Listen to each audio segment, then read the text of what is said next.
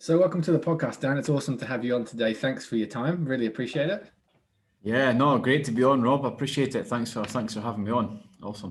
So help us understand a bit more about Dan. How did you get involved in sport first as a kid and as a youngster, and how has that developed an interest in sports science and led to the role you've got today?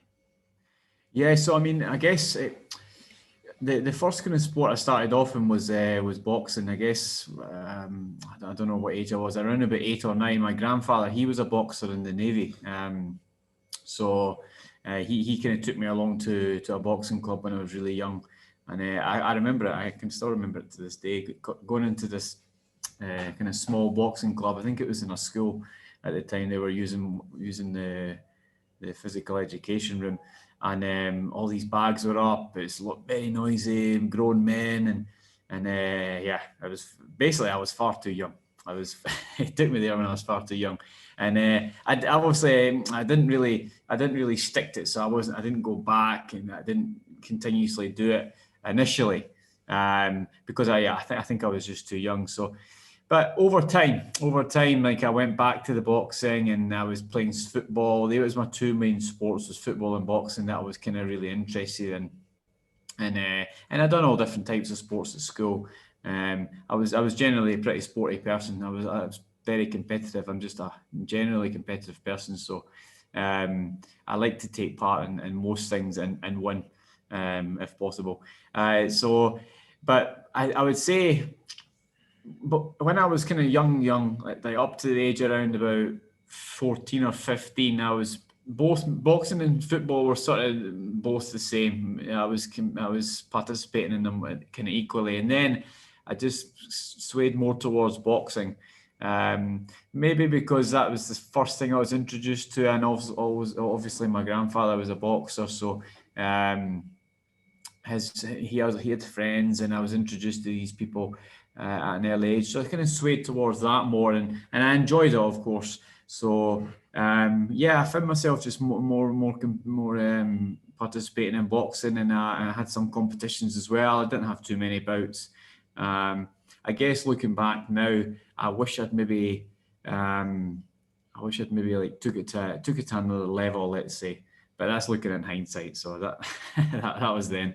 This is now. But what basically at the time we were in a school, so it was a Bannockburn boxing club. And we were in a school hall. We would go in, we would hang the bags, we'd have to take the bags down after training.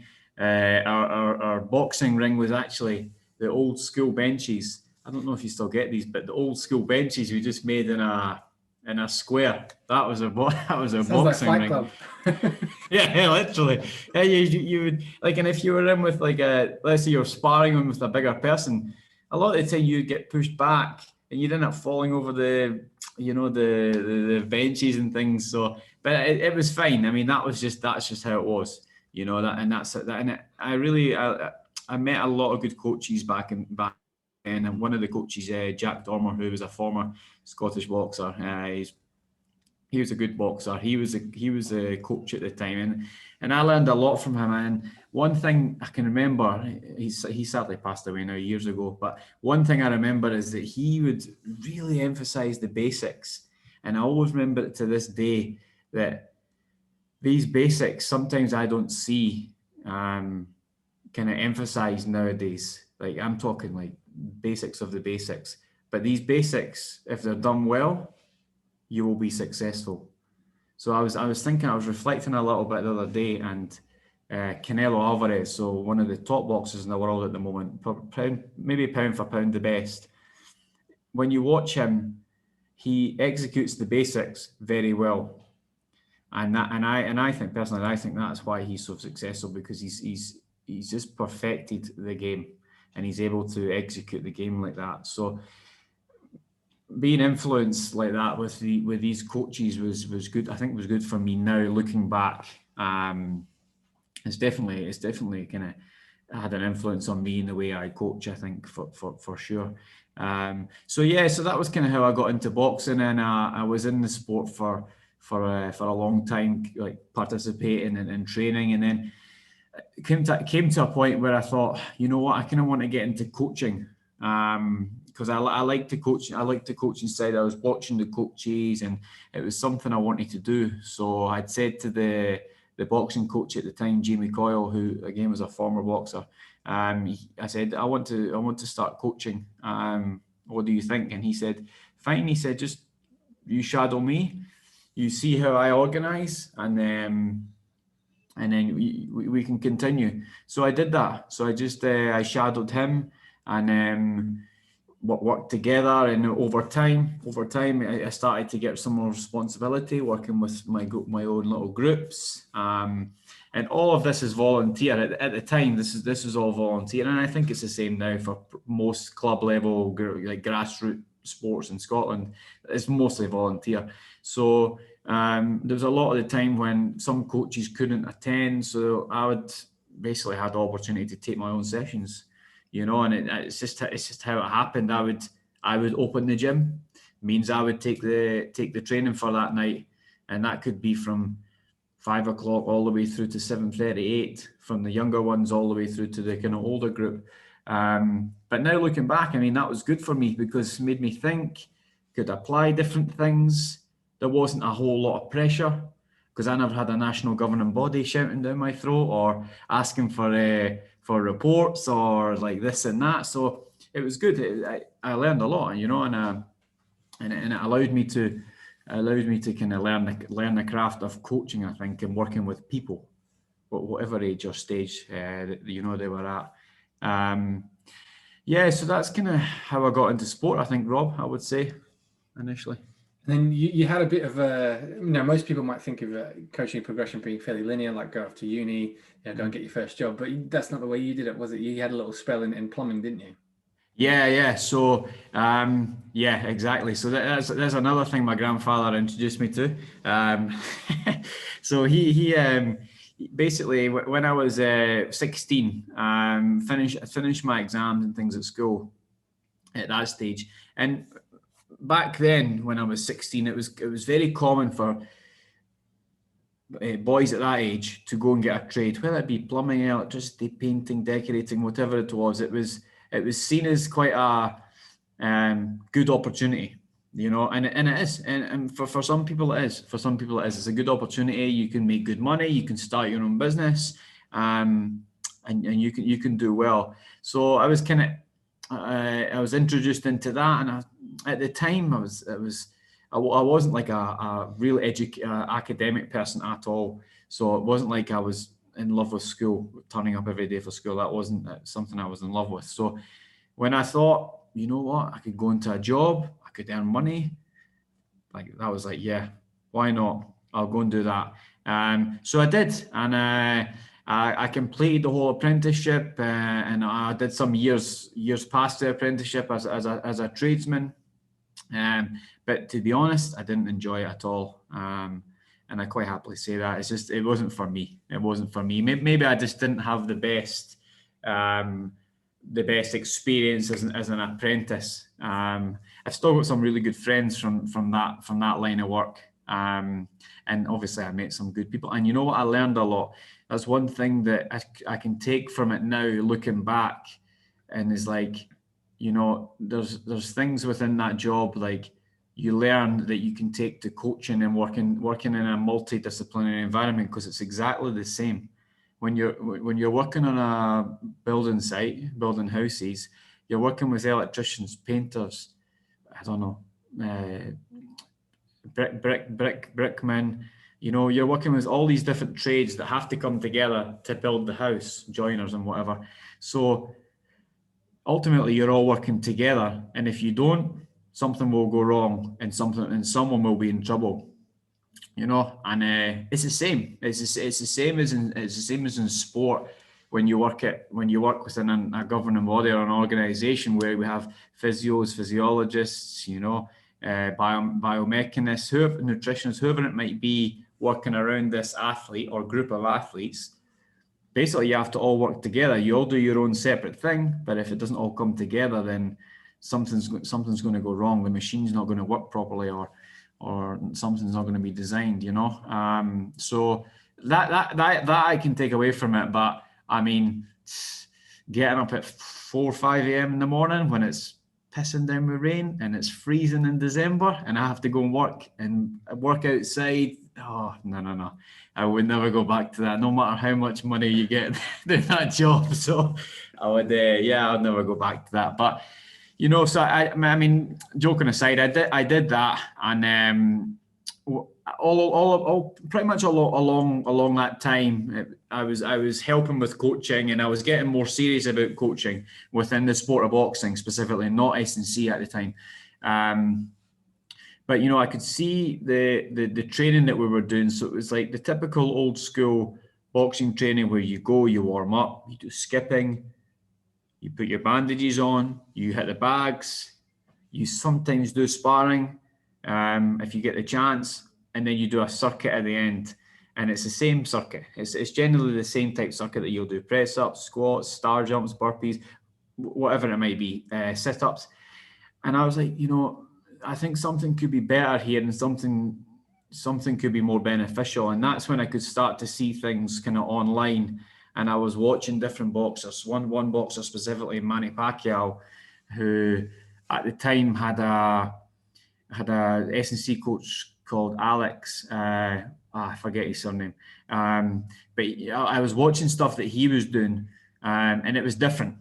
You know, he was doing these different types of exercises, different types of training. Now looking back at that, I can think maybe he could have been doing something better actually, because now I know more. But I knew that he was doing something better than just random chaotic circuits. You know. Continuously the same thing every single kind of training session. So that made me think, and I was like, you know, that's something I want to get into. So what I did is I just started to have a look around, and how do I get into that line of work?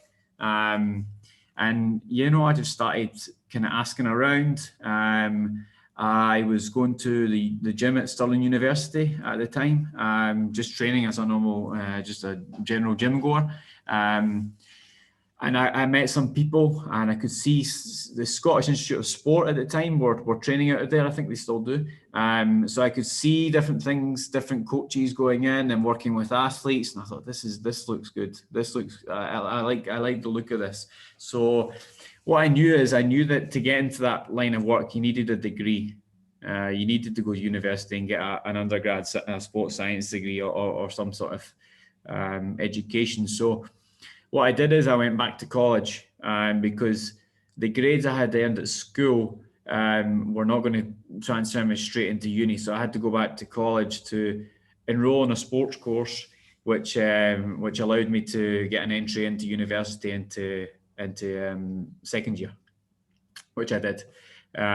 So I did that. I enrolled in a sports coaching course, and then that led me into the sports science degree at Abertay University in Dundee, because at the time they were doing like a strength and conditioning type module, and it looked pretty good. And they also had a lady on the course, Debbie Sargent, who's involved with the UKSCA, and she's had a big influence on me as well. She helped me a lot when I was going through my UKSCA certification and stuff, and she was a good influence and good insight, you know, into the industry. So I went through that at the time.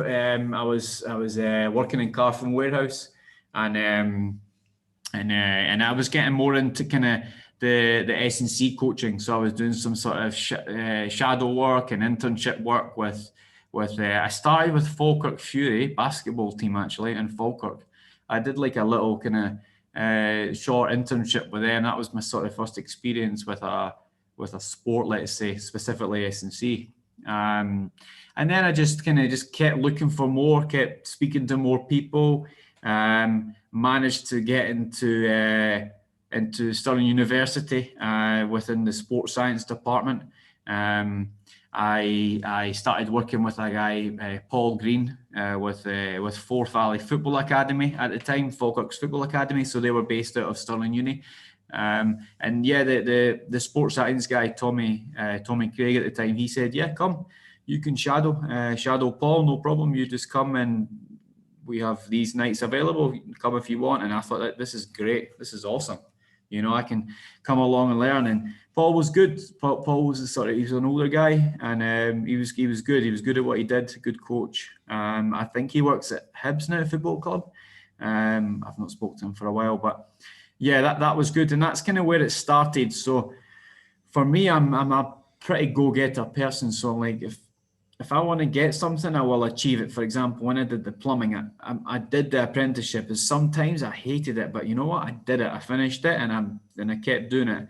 So it was the same. It was the same. I knew that I wanted to get to a level where I was coaching S&C, and I was competent and etc. And I'm obviously still growing, but I knew where I wanted to get to. So I knew that to do that, you have to get experience coaching. Bottom line, you know, a degree is required as an entry level, you know, to apply for a job. To apply for a job, you need a degree and you need a certification, a UKSCA. So I knew that, okay, I need to do a degree, and I'm going to work towards getting my accreditation while I'm at uni. So I know that I've got these two things, and then the next thing I need to get is a whole lot of experience.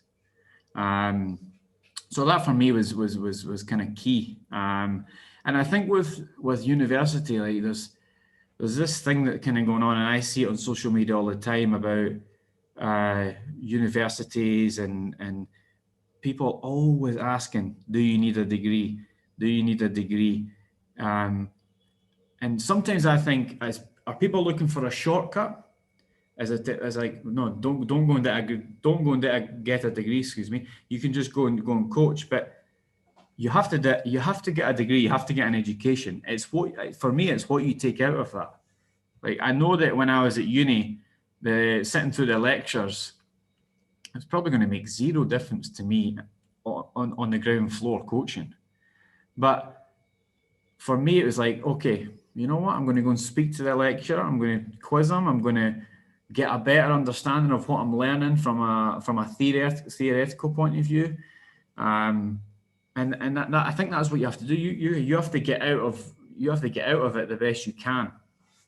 And I would say that to anyone. You know, I would say that to anyone, because if you just go through it because you need to get it and you just coast through, then you're maybe not going to get as most out of it as you possibly could. You know, but at the same time, obviously the coaching and the practical side is very important. So yeah, that was my sort of non-linear pathway to where I'm at. So what was the reaction of your mates on the building site when you said, listen lads, I'm actually going to jack this in, I'm going to go off and study sports coach, and I'm going to go back to college? What was the reaction of the people around you? A lot of them said, good for you. Actually, a lot of them said, good for you. And you're young enough, and if that's what you want to do, then go and do it. Because, I mean, I was working alongside people that enjoyed what they did, but I was also working alongside people that were wishing every week away until the weekend. Because at the time we were paid weekly. So you'd get your money in an envelope, sometimes you would spend it the weekend, and then you'd start again on the Monday and wish a week away till the Friday. And I'm like, this is not for me. But the other thing as well is that some people are just so far into a job that they have a family, they have to work. So no, I was supported. I think I was given some good advice, like just go for it. You know what? If that's what you want to do, then go. And I'm glad I did, because I feel like where I'm at now, or kind of where I'm going, I guess. I'm happy. And I'm glad I did kind of what I did. So what were some of the other coaching stops between, Falkirk Fury and leading up to where you are now in India? What did that journey look like? Yeah, so basically when I was at Stirling Uni working with the football academy, first of all I started out with Paul, shadowing him, and then a man called Dave Boyd came in, who works with the Scottish Institute of Sport as well. He is actually the manager of Grampian in Aberdeen now, but at the time he was in Stirling. So he kind of worked with Stirling Uni doing the football stuff as well as working with the institute. So me connecting with him was great, because then for me I could learn off him for one, and two, I was getting an insight into them what was kind of going on with the institute, you know. And excuse me, I thought that was really useful, and that kind of takes me. I kind of digress a little bit, but networking. We all talk about networking, and networking is key. It is. Bottom line is networking is key. And when you meet people, you have to have a good impression on them. You have to work hard, etc. Of course, that's how we should always operate anyway. But these networking, it evolves, and it leads you to so many different people. I think, you know, I mean, for example, like I was with Scottish Rugby for a little while. 10 months I worked with them in Glasgow, and I was at a workshop where I met you, Rob, on a rehab workshop. You know, I would have never met you if I had not been invited to that rehab workshop via I think it was Derek Spears that invited me along at the time, who's a mutual colleague of yours, or ex-colleague of yours. You know, so I mean, network is important. But I go back to working at Stirling Uni with the football academy, and an opportunity came up with the Scottish Institute of Sport for an internship in 2014, and at the time I was still at uni. I would definitely say I was very early on in my career. I didn't have my UKSCA and stuff like that, but I'd been coaching for some time, coaching within the sport of boxing, and then doing some S&C work. So I thought, you know what, this is a really good opportunity. I'd never seen an opportunity like this before, so I applied, and I actually didn't think I was going to get it because I was pretty inexperienced. But I got a call up to the interview, and there was many of us at Stirling Uni. We went for this one-day interview where we had to do like a practical. Then there was a little one-to-one type face-to-face interviews type thing. So the practical involved, we had to do like a training session. So the two people that were taking the interview, a man called Neil Donald, who's now the manager, the S&C manager at Sports Scotland, and a man called Ryan King, who's I think he's down south now. They two came up with a program, and then we had to go away and work in pairs, complete the program, do a little bit of coaching and stuff.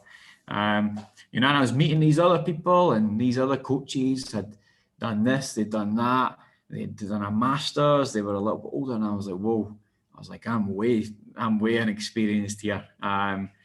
But I mean, bottom line is I knew how to coach, and I knew how to work with people, and I had a good level of knowledge. You know, I had a good level of coaching knowledge, and I guess it showed. You know, it must have really showed that I'd put some good work in till that point.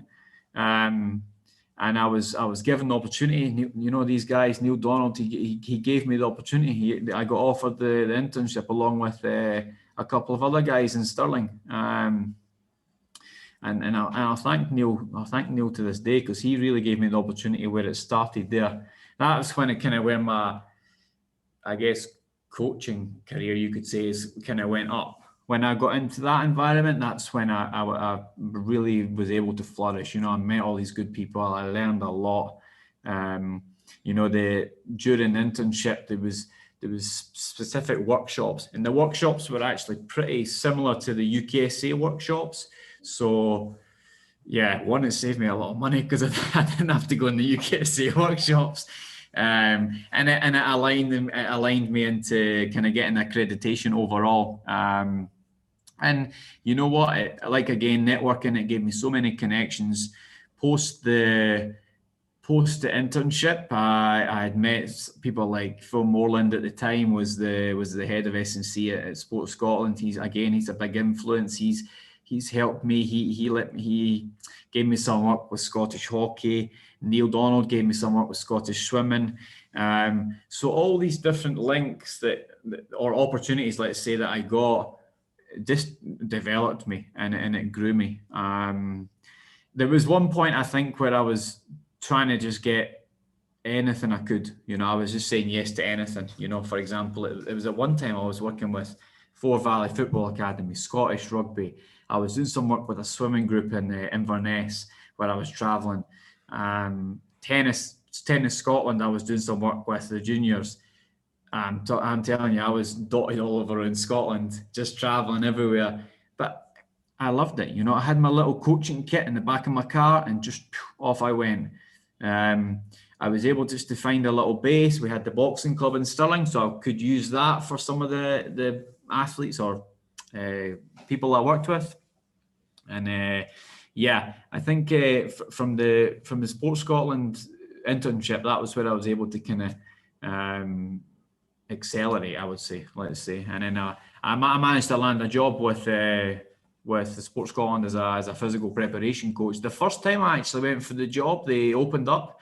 I can't remember which year it was, but they opened it up. I went for it. I was working at Stirling Uni mainly at this point. I did doing some work with the women's team, Stirling University team at Forth Valley, and the Tennis Scotland. So I went for this job, went through the interview. The interview was a bit more intense than the internship interview, of course, because it was for the actual job. So we had to do a practical and we had to do a presentation on a program and stuff. And I probably didn't have the best interview, or I just wasn't ready at that point for stepping into a role at that level, and I didn't get the job. One of my good friends, Mitch Pemberton, who's in Australia now, he actually got the job based in Stirling, the one I went for. So what happened is I never got that, so I was like, it's fine. I got some good feedback because I knew the people within the institute. They gave me some good constructive feedback and said, just keep doing what you're doing and you will develop. And then the next job that came up I went for, which was in Edinburgh based, and I managed to get that. I managed to secure that role in Edinburgh, and I worked in Edinburgh for maybe, I think, 5 months, working as a multi-sport physical prep, working with different sports like curling, swimming, skiing, hockey. What else? I had one boxer. Different sports, like many across, and then a job came up with boxing in Glasgow. A guy called Robbie at the time, he was looking after boxing, and he moved on to work in the management. So as soon as I heard that job came up, I thought, I'm going to speak to Phil straight away. I'm going to put a proposal together, and I'm going to, because I want this, because boxing was my sport. If I can get working with boxing, I'm going to be happy. So I did. I put the proposal together, and they said, yeah, why not? You could step up and you can move into a lead role. So I did. So I moved into that lead role in Glasgow, moved across, got myself an apartment in Airdrie, near Glasgow, and started working with them. And then after some time, I then started working with badminton as well as the lead. They weren't getting any support. They had a Malaysian head coach, and he was sort of doing most things. And then I kind of got introduced to him, and then we had a good relationship, me and this guy Tat Meng. So I started to work with them and stuff, and it was good. And then from there, I'm here. I'm in India. So how did India pop up on the radar? Because I know, obviously, again, a mutual contact with both of them, and Harry kind of had some previous experience and shared his insight with you around what it was like in India. And so what was that a bit like around, taking a punt on traveling across the world? Yeah. So like you say, I was speaking to Harry.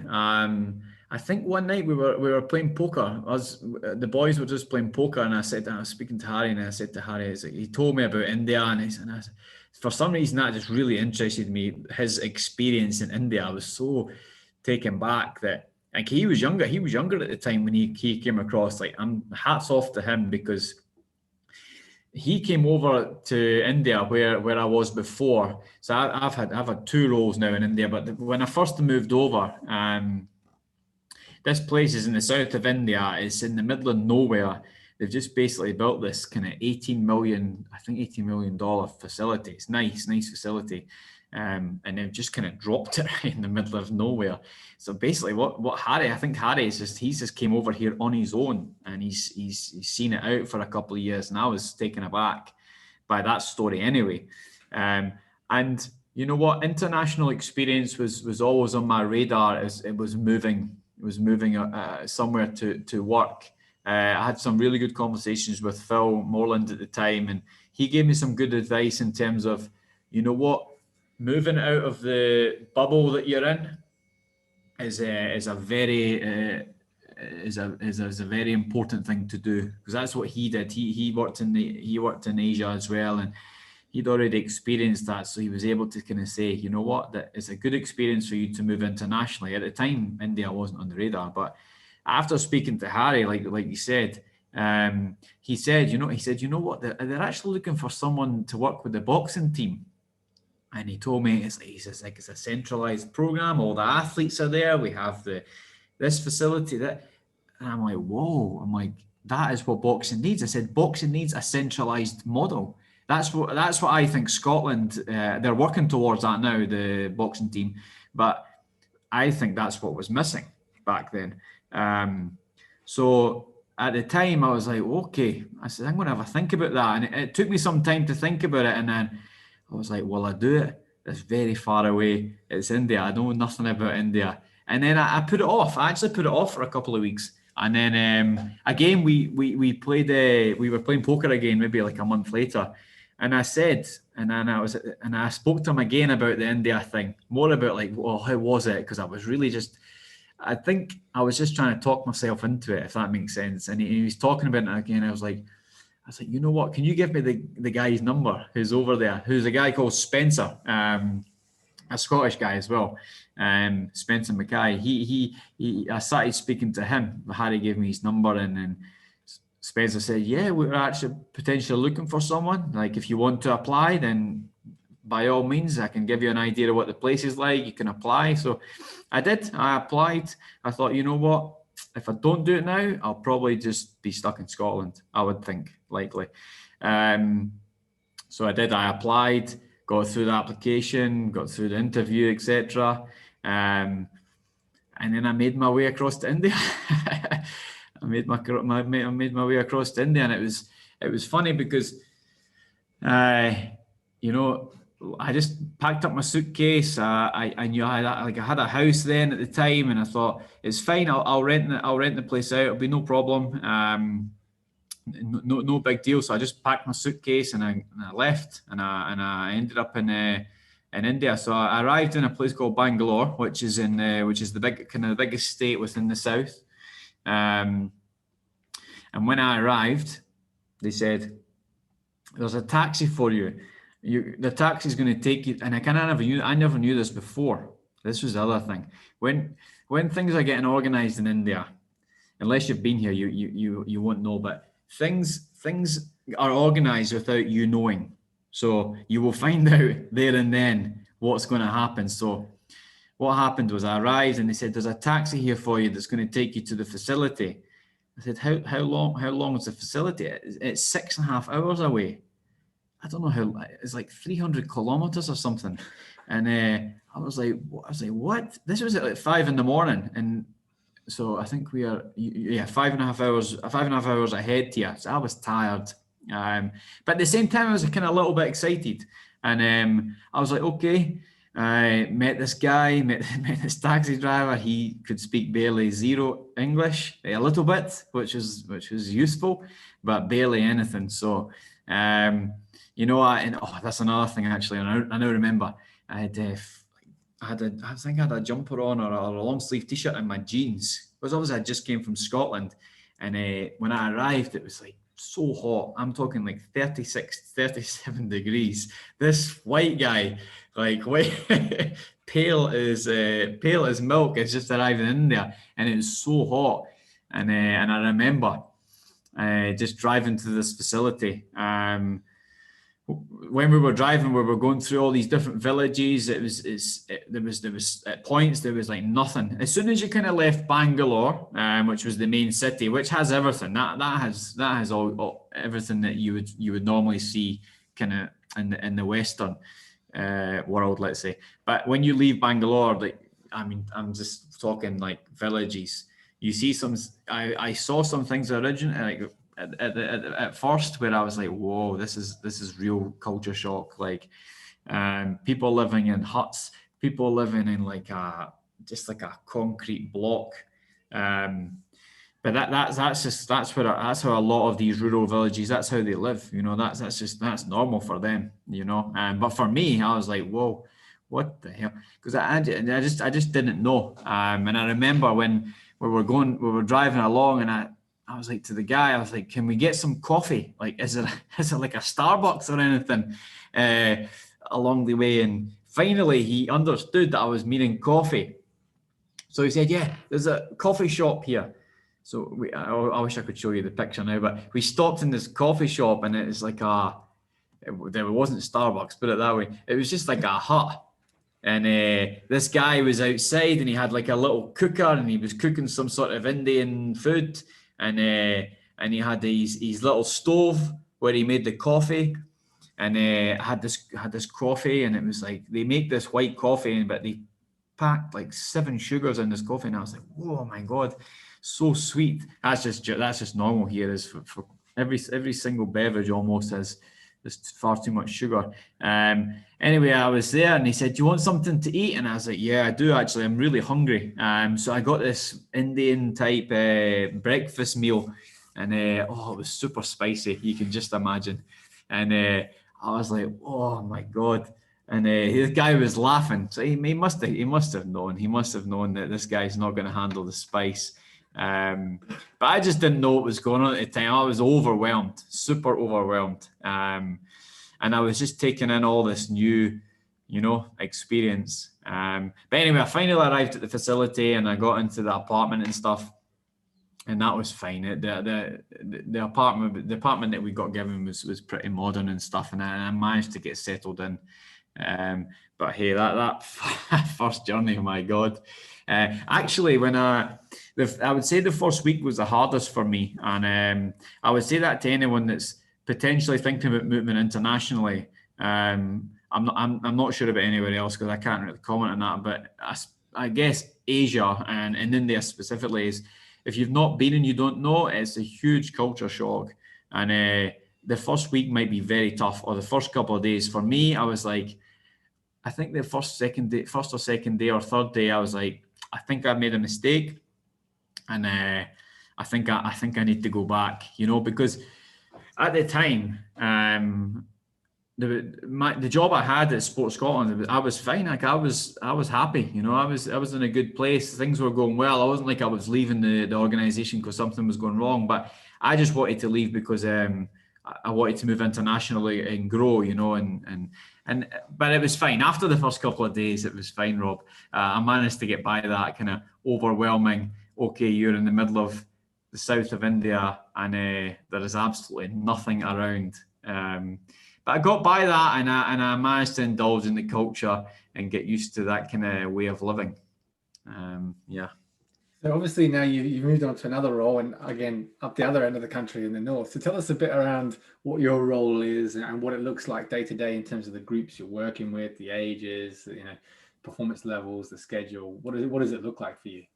Yeah, so I mean, so I've moved into this role with the Boxing Federation of India. So I mean, when I first initially moved over, I moved with a company called JSW Sports. So it's a private organisation.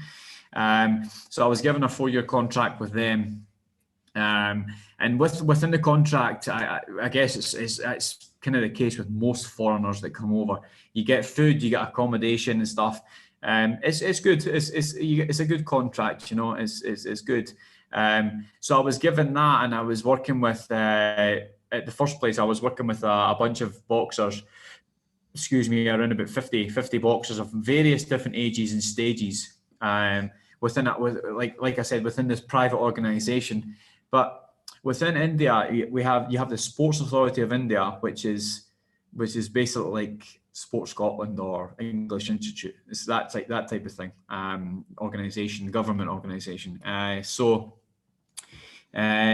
I was able to start to kind of figure out how sport kind of worked in terms of organisations and stuff. So yeah, like I said, you've got Sports Authority of India, you've got another organisation called Khelo India, which is kind of linked with the Sports Authority, but it has like its own pool of development athletes. And some of these development athletes were where I worked in the private organisation. They could choose this facility as a training facility. Otherwise, the boxers that were there were just signed with JSW, with Inspired Institute of Sport, which it was called. So there was a kind of mix, and but I think if I'm being honest, there was a little bit of a disconnect between these different organisations, the private organisations and the government-driven sport.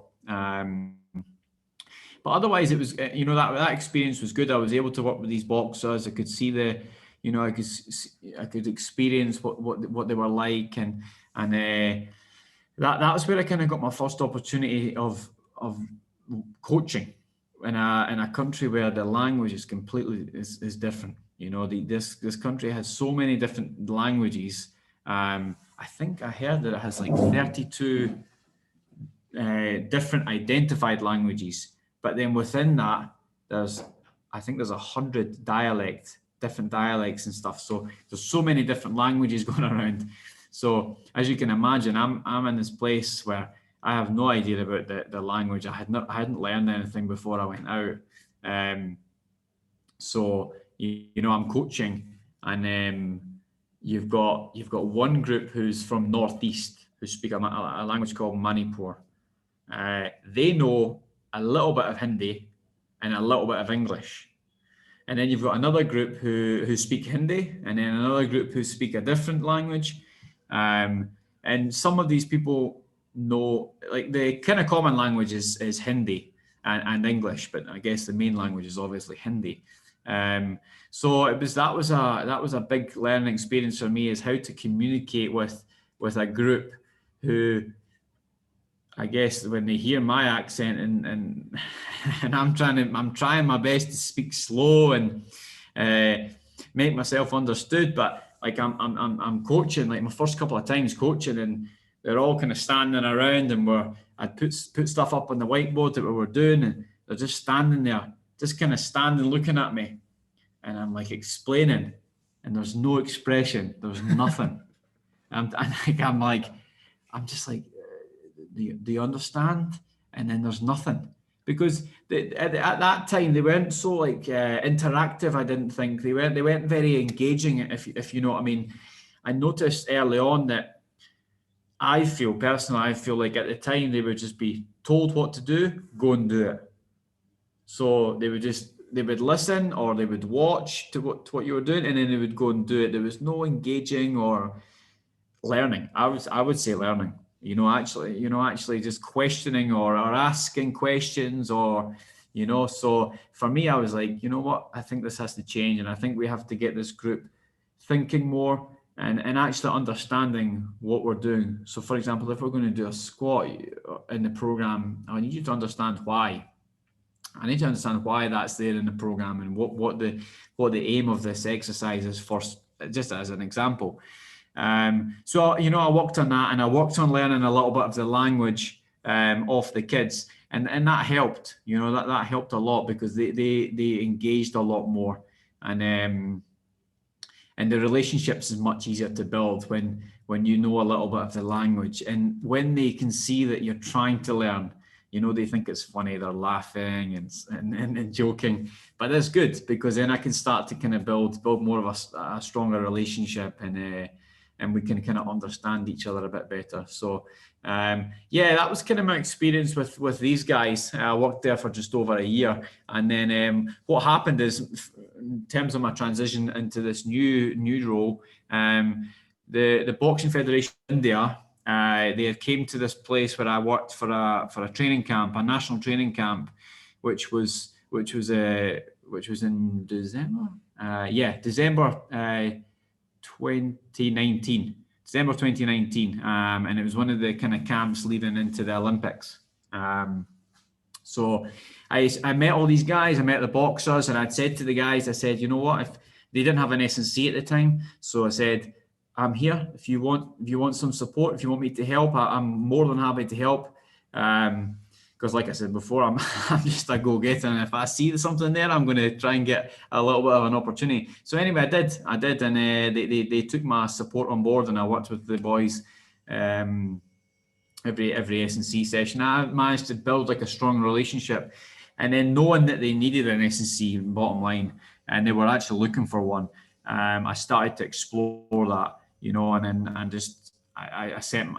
managed to get to the point where I sent an application through, and I got the role. So I managed to transition into this role with I actually work under the Sports Authority of India, and work with the Boxing Federation specifically. So at the moment, I'm working with the men and the women's elite teams, they call it. So it's the kind of senior teams that's working towards the Olympics. I'm actually specifically with the men, but when there's camps, when there's joint camps, obviously I'm working with both men and women. But specifically, I'm with the men in a place called Patiala, which is in Punjab, Punjab up north. So yeah, I've been working with these guys for how long now? For some time, I think over maybe 7 months now.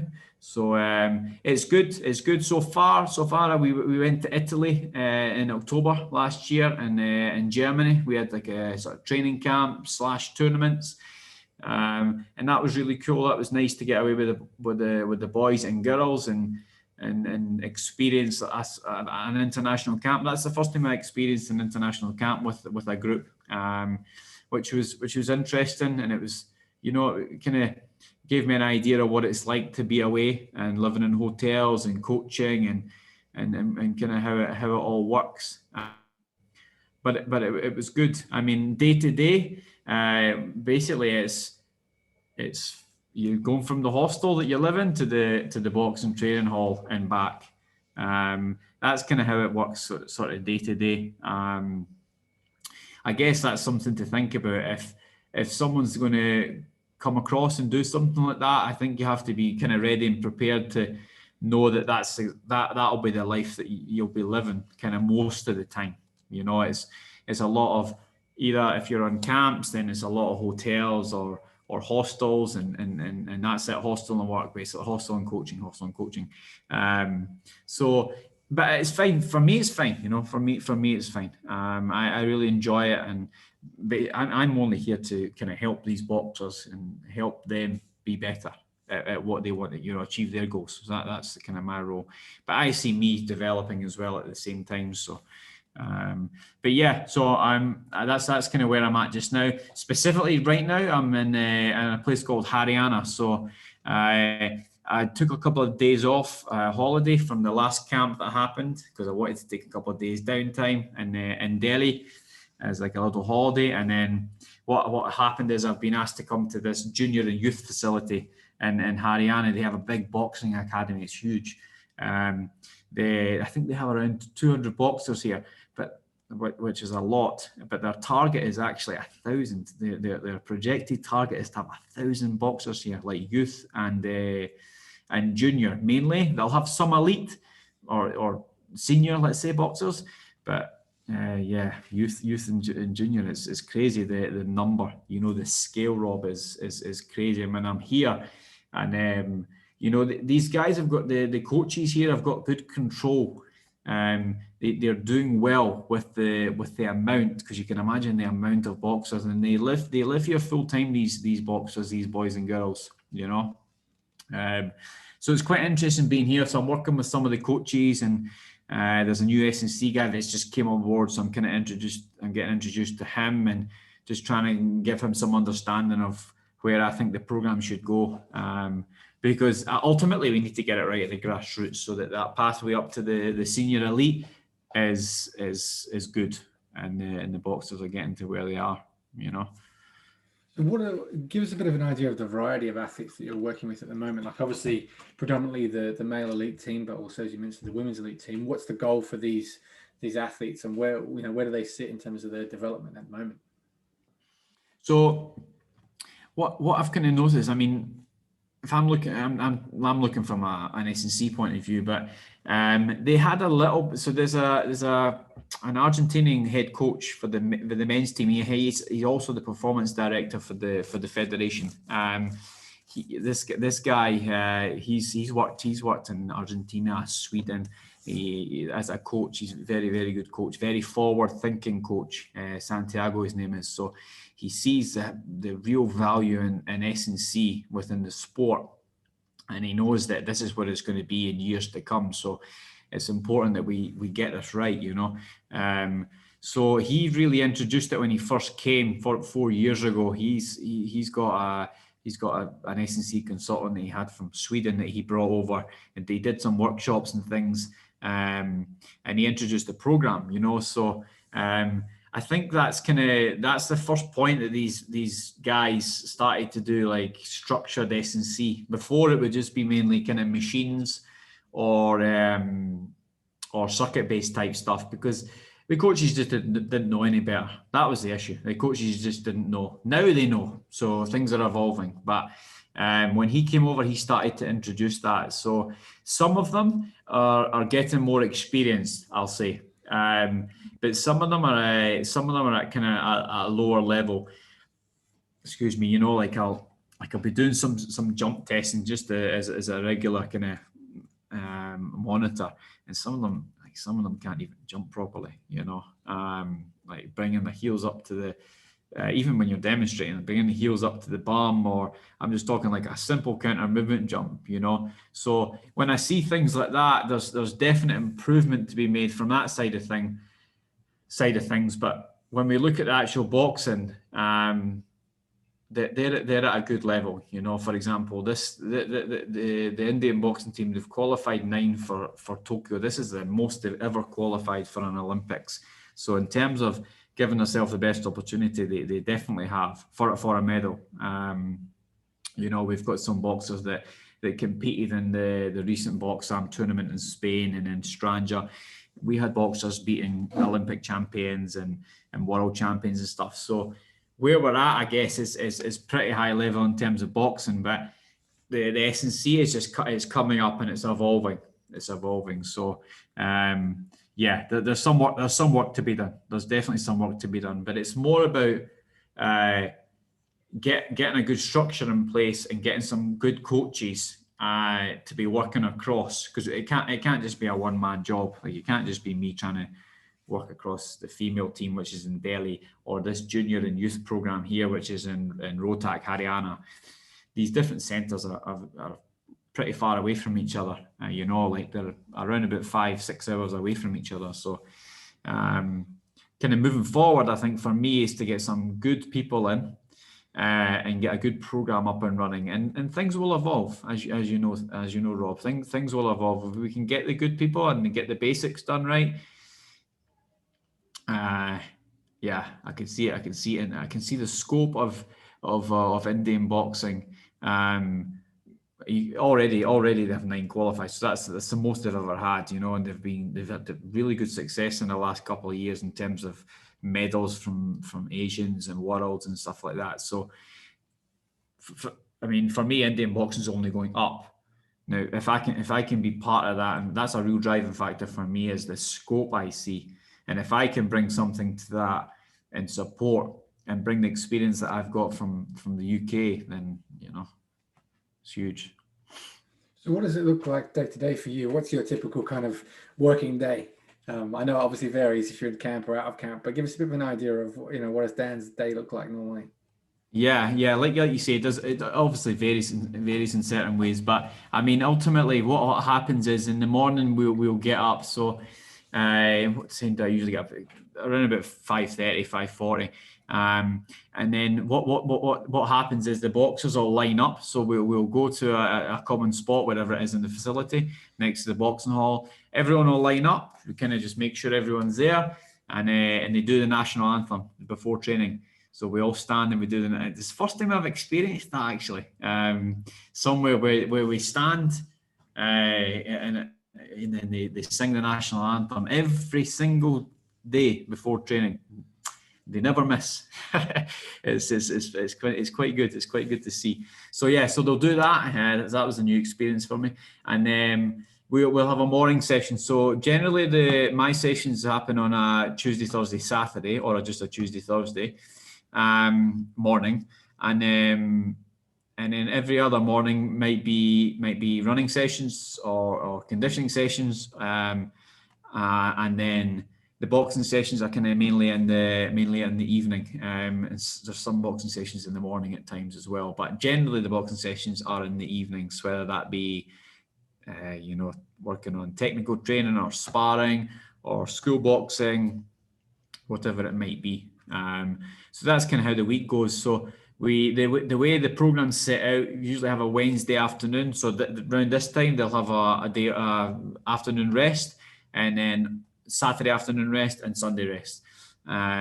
So this is just a time for me to just kind of get my admin stuff done and get any programs or anything that needs updated, or meetings or phone calls or whatever it might be. I just try and get done in between that time. And also in the afternoons over here, they go for a siesta, which I had to get used to, but it's nice. I'm not going to lie. Everyone just goes away after lunch and they're away for 1 hour and they take some rest or sleep or whatever you do. And no one, like, this is just a normal thing. Like back home, you don't do that. You go to work, and you're not going to go all the way back home to take some rest and come back. So I had to get used to that, but I'm used to it now. I'm used to it now. Come back. Yeah, exactly. So, what other elements do you think the training environment and culture different? What's similar and what's different around the athletic training culture in Scotland and India? What jump out to you as being the biggest contrasts and the biggest similarities? I would say from a coaching point of view, I have to demonstrate a lot because of the language barrier. Even though my Hindi is it's not perfect in any way at all, but I'm able to coach a good bit in Hindi now. But generally my demonstrations have to be really good because they're kind of copying what they see a lot of the time. So that's one thing that I'm glad that my demonstrations are good, because I've noticed that I see some people that within SNC that don't necessarily train so much or understand how to do some different exercises or have done them. That's a big limiting factor, especially when you come to a country that you cannot speak the language and you have to demonstrate, and they're going to copy. So that was one of the biggest things that I had to kind of shift my coaching style as opposed to just maybe demonstrating and talking at the same time, where it's more just kind of demonstrating. From the biggest contrast, I would say most of the stuff here is centralized. So that I've experienced, and it's a majority of kind of top sports here. Is everything everyone stays here, so everything is full time. You're afforded to be flexible with your program. You get a lot more contact time.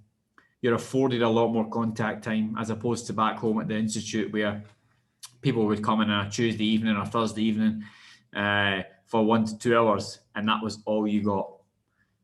Sometimes you would go to the technical training, but obviously you would have to travel and stuff. So here you're afforded a lot more time. So a lot more emphasis can go into sort of education sessions, and I think that's a big thing for me. That I think that's a big thing to kind of develop these athletes in terms of what we're doing. I guess from a training point of view, they train hard. I wouldn't say they train any harder than the people I've seen back home. These guys are just given the opportunity that they can train full time. It's as simple as that. Like what happens here is with the more senior athletes, they'll get a job. So they'll have a job with the army, with the railway, with the police. So they'll have that job, but they'll be a full-time athlete. So they'll be getting paid from their job, but they'll be a full-time athlete, and there'll be no real responsibility to go to work. Maybe they'll have to go for a couple of days and sign documents, and then they come back and return to the training. So that's the biggest thing I think I've noticed. Whereas back home, as you know, a lot of the kind of senior guys or junior and youths are going to school and then they come to training, or they're at work and then they come to training. So it's very different that way, Rob. It's very different that way. So what's next on the horizon for you? Obviously, you've mentioned 9 qualified for Tokyo Olympics. So I imagine that's a big highlight in the next, upcoming months. Yes, exactly. So next, the kind of the plan just now is, so I think there's going to be a couple of more competitions. I think they're maybe looking at one more kind of competition or 2, and then an international training camp. So that still needs to be confirmed. So we'll be going somewhere internationally for a training camp, and then these guys will just set off to Tokyo. So it seems like we've been given like the SOP and stuff like that from Tokyo, and it seems like it's going to be pretty much a closed shop, no spectators or limited spectators, etc. and stuff like that, based on what we know. So I think it'll be a situation where there'll be like this kind of huge bubble where everyone will go in and carry out, which is fine. I mean, it's just how it has to be. We have to adapt, and overcome. So yeah, these guys will go out and I'll probably be watching from afar. I was actually going to go because just on my own accord, because I don't think that S&C will be necessarily one of the people on the list to go, because I mean, there's nothing I can really input. The priority people will be the coaches, and I understand that. That's understandable. I was going to go just on my own accord and watch, but now because of the situation, I won't be doing that. So I'll just be watching from afar, and then I guess post Olympics, what for me, what would be kind of the plan is, one, get a new contract, because my contract's up in August, but it's extendable to 2024. So I've spoke to the guys, and it should be okay to get extended. So fingers crossed. And then so it just help and just support the Boxing Federation of India, really, and get a good coaching team, the S&C team, and within the federation, working with the women's team. I'm just working on that at the moment, getting a female coach in actually to work with the women's team. She's really good, so we're just trying to get her in, and then get some good coaches here working with the junior and youth, because this is where it's at, Rob. Is this centre with the grassroots? This is ultimately where they're coming from to drive up that pathway to elite. So we have to get it right here. We have to get this infrastructure right. We have to get good coaches and get a good program in place for the boxers coming up to that kind of elite level. So yeah, I think that's the kind of main thing for me. But I'm quite keen to be out here for longer, if I'm being honest. I'm enjoying it, and I see the scope. That's, like I said before, that's a real big driving factor for me, is the growth that I can see. There's no reason India couldn't be the driving force in boxing in the world, actually. So I'd like to, if I can be part of that, then that would be awesome. But who knows? You never know. So it's entirely up to you in terms of how you interpret this question. But have you got 2 or 3 sort of resources that you might point people towards, in terms of, it might be boxing S&C, it might be just S&C general, just coaching generally, anything that you would highlight for people as being somewhere you think is a useful source of information? I guess one for me would be get a good mentor or mentors as a coach. That would be one for me. Is within your network, or within the people that have really influenced you, use these people to bounce ideas off or develop as a coach. So for example, when I came out here, that's one thing that I kind of missed, was being in Glasgow. When I worked, I was around these different S&C coaches like Darren Hyde and Barry Jones and these different coaches. So I was able to have conversations with them day in, day out, and it was nice. When I came here, it was almost zero. I was on my own, that was me. So that was kind of when I realized, I need to keep in touch with people, and keep in touch with the mentors that I have to grow and bounce ideas off and get challenged with the programs that I'm writing and the ideas that I'm having, because some of the ideas might just be absolute bull crap, and you need someone to kind of confirm or decline almost. So yeah, mentors would be a big one. One of the resources I'm using online is a website called EduU. It's by a guy called Max Schmarzo and Paul someone. It's quite good. It's a really good practical type website, and it's good. They've got a good kind of platform, an education platform. So I find that pretty useful. I guess podcasts, obviously your podcast, Rob, you get some really good people on. What else? Another podcast, Pace to Perform. I listen to that a lot. Pace to Perform. They're the kind of couple of key ones that I kind of know that I go back to most of the time, because I know that they get good people on. And yeah, social media, not so much, because social media there's a lot of just snapshots, and it's difficult. I think it's difficult with social media is because of the snapshot fashion, and people jumping onto things that they see or arguing, and it ends up coming to the point, but it was just a small part of the training program, and somebody's just completely annihilated them, and it meant nothing. And it's like, and then I think to myself, why did you put that up in the first place? Because someone's going to disagree with that, and it's going to just blow up. And that's probably one of the reasons. I mean, it's not. Maybe it's one of the reasons I don't put too much on social media. I am on social media, but I don't put lots of training videos on. It's maybe I'm not allowed to where I'm at. I think that's one of the things. But also, if you're putting something up and it's just a little snapshot,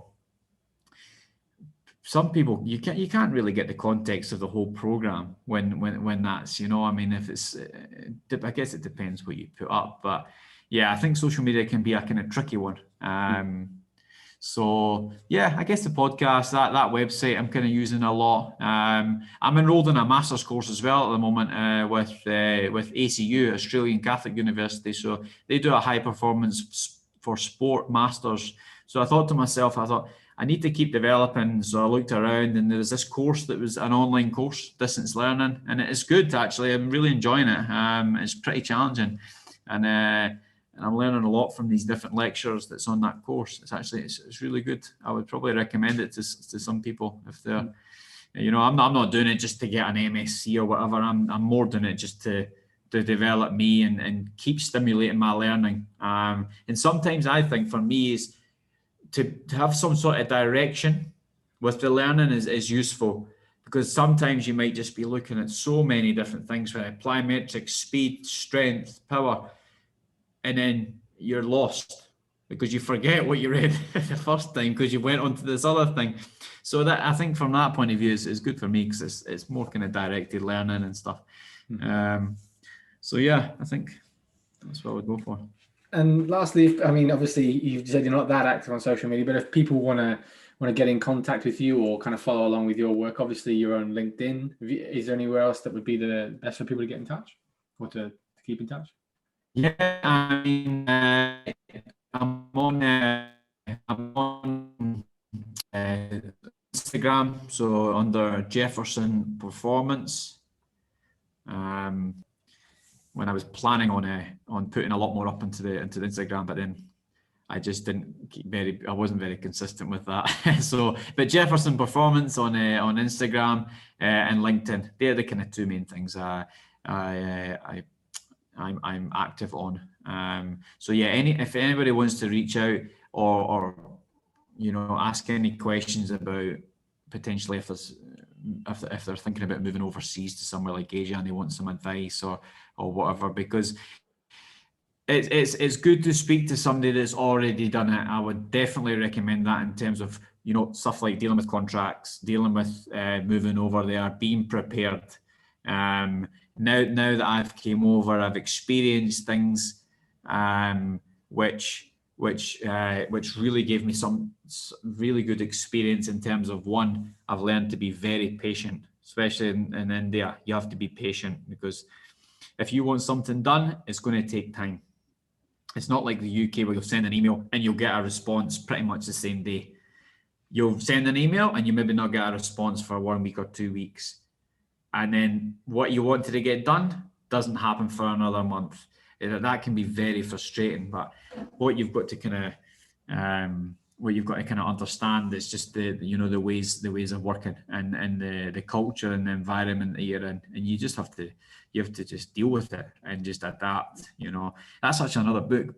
Before we finish up, I read a book called The Culture Map. I forget the name of the author, but it's an excellent book. I would recommend anyone to read it. It's a good book in general, but if you're moving away or you're dealing with different people from across the world, it's an excellent book, because it really it delves into the different cultures. For example, how people expect to be spoken to, or if, like, for example, if you send an email, don't expect a reply the same day, potentially expect a reply the next week. Or it talks about the queuing system in India. There's no such thing as a queue in India. So if you're in a shop and you're standing in the queue that you think is the queue, be prepared for someone to come right in front of you out of nowhere, and you're like, what the hell? Where did you come? Like, you be standing in a grocery store with all your stuff waiting at the till, and some guy just comes in right in front of you, and you're like, what the? Same on the roads. It's a free-for-all. There's no system, but you have to get used to that. And this book really touches on that across these different cultures across the world. It's good. I recommend it. Awesome. Well, thanks so much for your time today. It's brilliant to chat, and we'll definitely be keeping an eye out in the Olympics for your guys and girls and cheering them on. So, thank you. So best of luck to them and to you to hopefully get the results out there. Yeah, fingers crossed. Let's see.